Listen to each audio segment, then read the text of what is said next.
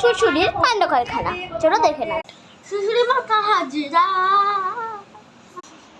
শ্বশুরি কি আছে বাবা? বলছি যে আমি তো এক্ষুনি মেলায় গেছিলাম। মেলায় বলছে অনুষ্ঠানে গেছিলাম, সুন্দর খোপা করে গেছি। ভেবো না আমি আবার সাত করছি। তোমার জন্য আর আমার বোনের জন্য কিছু জিনিসপত্র এনেছি।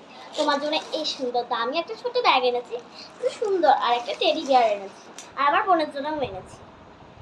কি এনেছো তোমার বোনের জন্য? কই দেখি। দেখবে? তারও আমারটা পড়েই গেল।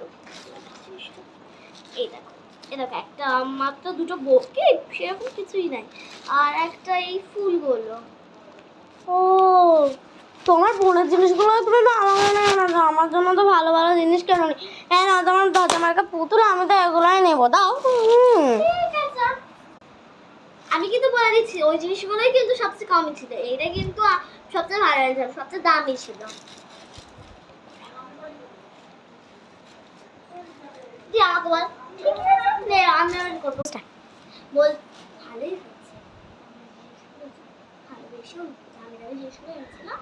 ঠিক আছে, বুঝো এবার এটা তোমার উচিত শিক্ষা দিতে হবে।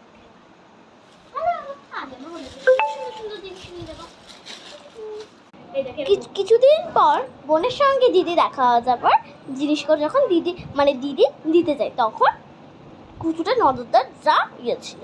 তখন তো বোন খুবই খুশি আছে। তাহলে চলো দেখে নিই দিদি যে কখন আসবে, ভালো লাগে না ব্যাংক। বুনু, তুই চলে এসেছিস, তাহলে তুমি ওয়েট করো। আমার টিপটা কেমন হয়ে গেল? খুব সুন্দর। চি চি চি তোর জন্য কিন্তু গিফট আছে, চোখটা বন্ধ করবি তারপরে দেবো।